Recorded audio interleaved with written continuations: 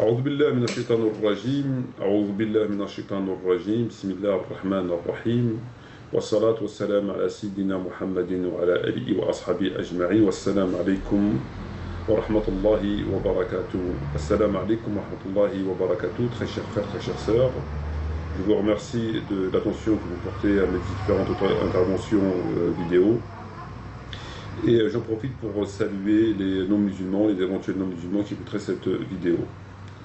Alors, dans cette présente vidéo, je vais évoquer une fois encore la question de Tariq Ramadan, puisque j'estime en toute sincérité ou en toute impartialité qu'il est absolument nécessaire d'alerter la communauté sur ce personnage-là qui est Tariq Ramadan, et plus précisément sur ses écrits et non pas sur ses dits.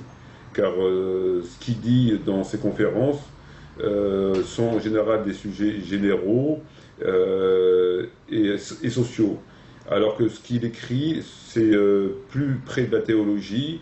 Et dans ces écrits-là, j'ai démontré, je démontrerai, Inch'Allah, bientôt avec un nouveau livre que j'ai l'intention de rédiger, un fascicule qui sera plus accessible aux gens, dans lequel je mettrai les plus importantes hérésies de Tariq Ramadan. Et que quand je parle d'hérésie, je parle bien d'hérésie, de propos qui, à mon sens, le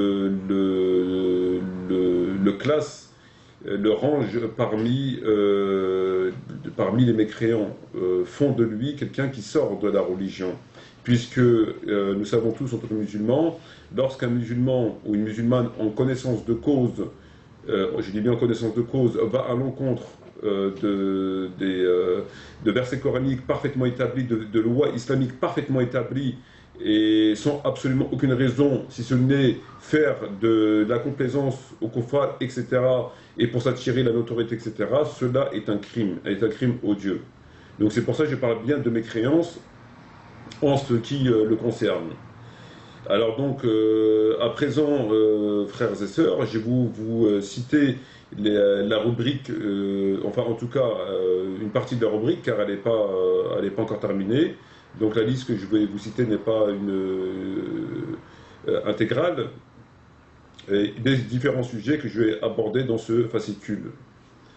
Alors, qu'est-ce qu'on peut reprocher à Tariq Ramadan? Quelles sont les hérésies qu'il véhicule, qu'il écrit dans ces documents-là?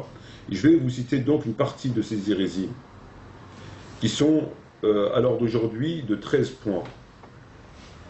Le premier point concerne sa position par rapport aux homosexuels. Tariq Ramadan, comme nous le savons, a écrit de façon très claire, de façon très nette, dans entre autres son livre Faut-il faire taire Tariq Ramadan, qu'il partageait des luttes avec les homosexuels, qu'il fallait lutter contre les propos homophobes et qu'il avait des réserves quant au mariage sexuel. Que penser de ces propos au regard à la lecture de l'islam? Ces propos sont ni plus ni moins non seulement un désaveu au Coran, un désaveu à Dieu et un désaveu au prophète, dans la mesure où Allah Azzawajal et le prophète sont exprimés sur la question des homosexuels. Nous savons que Dieu a renversé Sodome et Gomorrhe, nous savons que le prophète Mohammed a dit que la malédiction de Dieu soit sur ceux qui commettent l'acte du peuple de Lot, en faisant allusion à l'homosexualité, et d'autres hadiths que beaucoup de gens, que la plupart, je suppose, connaissent. Donc la position d'Allah et du prophète est très claire par rapport aux homosexuels. Tariq Ramadan a un discours opposé au Coran et à la Sunna, c'est-à-dire qu'il nous demande de lutter contre les discours homophobes. Or, les discours homophobes sont dans le Coran et la Sunna. Appeler les musulmans à lutter contre les discours homophobes, et tout simplement revient à appeler les musulmans à lutter contre le Coran, en tout cas une partie, cette partie, et contre le discours du prophète et contre le prophète lui-même. C'est quelque chose qui est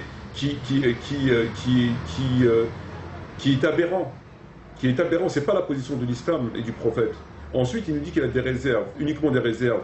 Sur le mariage homosexuel, ça veut dire que sur le principe du mariage homosexuel, il n'est pas contre. Cependant, il a des réserves. Ce sont des propos sans précédent. Aucun savant de l'islam, depuis la naissance de l'islam, n'a tenu de tels propos. Tariq Ramadan est le premier. Ensuite, sur la question du mariage entre une musulmane et un non-musulman, nous savons que la loi islamique l'interdit, que le prophète a interdit qu'une musulmane épouse un non-musulman, c'est-à-dire un athée, un polythéiste, peu importe. Tariq Ramadan l'autorise. Il l'a écrit. Il ne dit pas je l'autorise, néanmoins il dit la norme étant l'interdiction, cependant, compte tenu du contexte, etc., etc., il ne faut pas les juger, il ne faut pas avoir des préjugés, il ne faut pas interférer. Donc, conclusion, il faut les laisser faire. Or, Dieu a jugé, les prophètes ont jugé, se sont exprimés sur la question et l'ont interdit. Donc, le fait que nous, en tant que musulmans, on constate ce fait, il est normal que nous ne faisons que répéter ce que Dieu ou le prophète ont dit, donc de condamner et de l'interdire formellement. Or, il nous demande de l'accepter compte tenu du contexte. Or, cette question n'a aucun rapport, n'a aucun lien avec un contexte. C'est comme si moi je vous disais qu'aujourd'hui on peut boire de l'alcool, puisque à l'époque l'alcool dans son contexte, les gens ne supportaient pas l'alcool, ou X ou Y stupidité, donc aujourd'hui on peut le faire. Ou le fait qu'on peut faire une prière à la place de 5, puisqu'à l'époque du prophète les gens étaient beaucoup plus pieux, aujourd'hui on est beaucoup plus occupé à nos activités économiques, donc on peut faire qu'une seule prière, etc. C'est exactement la même chose. Or la question de l'interdiction du mariage d'une musulmane avec un non-musulman n'a aucun rapport avec le contexte. Or nous savons aussi que Tariq Ramadan a dans son discours la façon d'éluder les textes et de les contredire par le fait que, ou bien il parle de contexte, il avance le contexte, et le contexte n'a rien à voir là-dedans, ou bien il dit que les gens sont des littéralistes, c'est-à-dire qu'ils appliquent le texte lettre à la lettre, comme des abrutis, ce qui est complètement faux. Donc, c'est une hérésie monumentale, ce que nous dit Tariq Ramadan, donc d'autoriser une musulmane de se marier avec un non-musulman. Ensuite, Tariq Ramadan, dans ses textes, se permet de calomnier Ben Laden et l'imam Khomeini. Ben Laden, par le fait que Ben Laden a dit que les musulmans devaient combattre les kuffars, conformément au Coran et à la Sunna, Tariq Ramadan a écrit que Ben Laden a trahi les textes, qu'il était à l'encontre des textes. Or, Ben Laden n'a fait que dire la vérité. Et l'imam Khomeini, par rapport à sa fatwa sur Rushdie, lorsque l'imam Khomeini avait fait une fatwa contre les versets sataniques de Rushdie, tout le monde s'en souvient, Tariq Ramadan a écrit dans ses livres que cette fatwa était une fatwa de pure récupération, qui n'était pas conforme au texte, et que rien ne justifiait cette fatwa, le fait de tuer un homme qui insulte le prophète. Or, la fatwa de l'imam Khomeini était conforme au texte, puisque nous savons, entre autres, les savants d'Arabie Saoudite, comme Ibn Baz, qui ont dit que celui qui insulte le prophète, il faut le tuer. Le prophète lui-même a fait exécuter au moins 3 personnes qu'il avait insultées. Donc la fatwa de l'imam Khomeini était tout à fait conforme au texte, en tout cas même plus conforme que sa position. Tariq Ramadan s'est permis non seulement d'aller à l'encontre de cette vérité islamique, mais en plus de calomnier Khomeini, qu'il accuse de faire de la récupération. N'étant pas chiite, la question n'est pas dans le chiisme ou pas, Ben Laden n'est pas chiite, etc. Mais la question étant que c'est une calomnie évidente. Donc, comment peut-il savoir quelle était l'intention de l'imam Khomeini de faire cette fatwa-là? Or, il a bien écrit dans son texte, c'était uniquement pour faire de la récupération. Ce qui est très grave. Non seulement il va à l'encontre d'une vérité islamique, mais en plus, il calomnie les invités de Khomeini et Ben Laden et bien d'autres. Ensuite, sur l'intégration, nous savons que Tariq Ramadan était pro-intégration. Or, l'intégration, nous savons que l'intégration, le fait que le musulman vive chez les koufars et se soumet à leur loi de plein gré, le range parmi les apostats. Nous savons que le prophète a dit entre autres, je désavoue tout musulman vivant parmi les mécréants, et bien d'autres textes, des versets coraniques et des hadiths. Je pense que tout le monde est au courant sur ce point. Je veux dire, c'est quelque chose que les savants sont exprimés. Tariq Ramadan appelle les musulmans à l'intégration et donc il les invite à l'apostasie, et cela en dépit de sa connaissance des textes qui l'interdisent formellement. Ensuite, nous savons que Tariq Ramadan a collaboré à une certaine période lors des attentats en Angleterre avec le gouvernement de Tony Blair. Il a été recruté pour permettre au gouvernement de Tony Blair de lutter contre l'islamisme, entre guillemets, de donner des idées. Or, il faut décoder les propos, il ne s'agit pas de lutter contre l'islamisme, mais de lutter contre l'islam. Et Tariq Ramadan a fait partie de ce groupe de personnes qui étaient censées apporter des idées pour lutter contre la menace musulmane de façon intellectuelle, sur le terrain pédagogique, etc. Donc une complicité active avec le gouvernement de Tony Blair pour lutter contre les musulmans, l'islam, contre Dieu et son prophète. Ensuite, Tariq Ramadan autorise à ce que les non-musulmans insultent le prophète, puisque le fait qu'il a été à l'encontre de la fatwa de Rushdie en disant que non seulement c'était une fatwa de pure récupération, mais aussi que cette fatwa n'était pas conforme à l'islam, ce qui revient à dire, et en toute logique et en toute simplicité, qu'on peut insulter le prophète et que rien ne permet de faire exécuter ces personnes-là qui insulteraient le prophète. C'est ce que dit Tariq Ramadan. Donc ce qui laisse clairement à penser qu'on peut insulter le prophète sans craindre d'être menacé pour sa vie. C'est ce que Tariq Ramadan a dit par le fait qu'il va à l'encontre de la fatwa de l'imam Khomeini. Donc il autorise les gens à insulter le prophète. Chose qu'aucun savant, pas même le prophète lui-même, ne l'a autorisé. Ensuite, Tariq Ramadan se permet de revenir sur un certain nombre de lois qui sont établies par Dieu, par le prophète. C'est-à-dire que ce sont des lois qui n'ont jamais été abrogées, que le prophète a appliquées et que les compagnons après lui ont appliquées. Il s'agit de quelle loi? La peine sur l'apostat. Nous savons que l'apostat est tué en islam conformément à certains hadiths. Et ça, personne n'a remis en question cette loi-là. Or, Tariq Ramadan a inventé une histoire d'espionnage qui n'existe pas, qui n'a aucun fondement.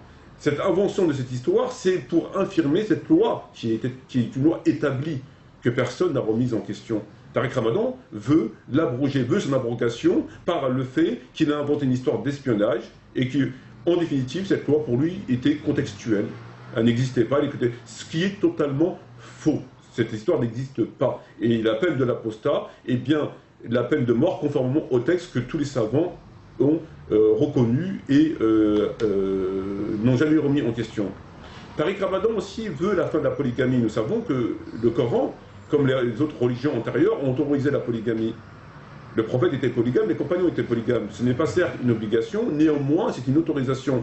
Tariq Ramadan veut l'abroger. Dans ces textes, il dit clairement qu'il veut interdire la polygamie. C'est écrit noir sur blanc dans ces textes. C'est quelque chose qui est écrit noir sur blanc dans ces textes. Ensuite, Tariq Ramadan veut abroger le concept de l'espace terrestre en ce qui concerne la loi. Nous savons que dans la loi islamique, coranique et prophétique, il y a ce qu'on appelle l'espace terre de paix, terre de guerre et terre de contrat. La terre de paix, c'est là où les musulmans vivent. Terre de guerre, c'est là où on doit apporter l'islam. Et terre de contrat, c'est là où on est en contrat avec les gens du livre, Al-Kitab Jizya, où ils payent l'impôt, ce qu'on appelle le Jizya. C'est un concept qui a été créé par le Coran et par le prophète. Même si ce n'est pas dit de cette façon-là, la lecture des versets et des hadiths revient à ça. Donc ça a été appliqué par le Coran, par le prophète, et jusqu'à la fin, et durant les califes. Or, Tariq Ramadan veut l'abrogation de cette loi. Ensuite, il veut l'abrogation au niveau du djihad, c'est-à-dire que lui, le terme djihad est tout simplement un terme défensif et non pas un terme offensif conformément au texte. Et sur d'autres points qui soulèvent dans ses différents ouvrages. Donc la conclusion de ces différents textes que je viens de citer sont ni plus ni moins qu'un désaveu par rapport aux fondamentaux de la religion, et il se permet aujourd'hui de venir les annuler, les abroger par des tours de passe-passe qui ne reposent strictement sur rien, mis à part sur son imagination. Voilà, donc j'ai fait... Donc, par rapport à tous les points que j'ai évoqués, tous les sujets que j'ai évoqués, ce sont donc des affirmations qui sont clairement mentionnées dans ces livres et qui, de toute évidence, et sans contestation possible, c'est-à-dire pour ça qu'il ne veut pas accepter de débattre. Ce sont ni plus ni moins que des affirmations parfaitement hérétiques qui contredisent de façon radicale la position de l'islam, c'est-à-dire du Coran et de la sunna du prophète. Donc, si les gens qui écoutent Tariq Ramadan suivent ses recommandations et sa façon de pratiquer l'islam, en tout cas sur ces points, ils sortent tout simplement de l'islam. Ils sortent tout simplement de l'islam et ils deviennent des non-musulmans. C'est aussi simple que ça. Voilà, donc on verra en détail avec plus d'argumentation dans le fascicule, Inch'Allah. Et donc, bon, bah voilà, donc il revient sur des lois complètement établies. Sur le djihad, il dénature le sens du mot djihad, enfin, sur tout ce qu'on a pu voir là. Et enfin, un dernier point que je voulais soulever, pour terminer, c'est le fait aussi sur la question de taper son épouse. Comme on a pu le constater par rapport à la sourate 4 de mémoire, on a vu que l'islam a autorisé, que le Coran autorisé, en dernier recours, à taper son épouse pour la corriger. On a pu voir que tous les commentateurs du Coran, de Tabari à Ibn Kassir et tout le reste, ont confirmé qu'il s'agissait bien de taper. Personne n'a divergé sur ce point, mis à part des gens comme Tariq Ramadan qui propagent un islam complètement hérétique. Et donc Tariq Ramadan est revenu sur ce verset en disant que ce verset ne voulait pas dire taper, puisque le prophète n'avait jamais tapé son épouse, et donc il était interdit de taper son épouse. Voilà, donc c'est un ijtihad qui est tout à fait ridicule, si on peut appeler ça un ijtihad, qui est tout à fait absurde et et il le sait pertinemment, c'est une plaisanterie. Donc il se permet de jouer, de prendre en dérision le Coran et la Sunna, il déforme les textes, il invente, il ment, enfin je veux dire, et voilà, donc c'est une dénaturation vraiment évidente du message de l'islam, en tout cas sur les points que j'ai évoqués. Donc c'est pour ça qu'il est très important de mettre en garde celles et ceux qui ignorent les propos de Tariq Ramadan sur la question théologique. Maintenant sur les questions sur la Palestine ou sur des choses, des droits des pauvres et sur la nature, etc. Il a des positions qui j'en doute pas, sont acceptables, mais ce ne sont pas des positions dites islamiques. Je veux dire, les communistes défendent la Palestine, des athées défendent la Palestine, etc. Donc c'est une autre question, il ne faut pas tout mélanger. Mais sur la question de l'islam, il est une peste, il est un poison, il est un virus, je pense, à mon sens, à moi, c'est un des plus grands imposteurs à mon avis, du XXIe siècle, et j'assume la responsabilité de mes propos, et j'en suis parfaitement convaincu. Voilà. Donc on reviendra sur ces points, j'invite les gens qui veulent en savoir plus à lire ce fascicule, et à voir ce qu'il en ressort. Voilà. Sur ce, je vous remercie une fois de plus de votre attention. Je vous invite donc à vérifier par vous-même et à faire très attention, à ce qu'on essaie de vous faire. Faites très attention parce que là vraiment on est en train de glisser vers une pratique qui est vraiment hérétique. Sur ce, merci beaucoup. Sahafturkum, shukran jaziran wa salam alaikum wa rahmatullahi wa barakatuh. Et Inch'Allah à la prochaine vidéo si Allah Azza wa Jalla le veut bien. Merci de votre attention et à bientôt.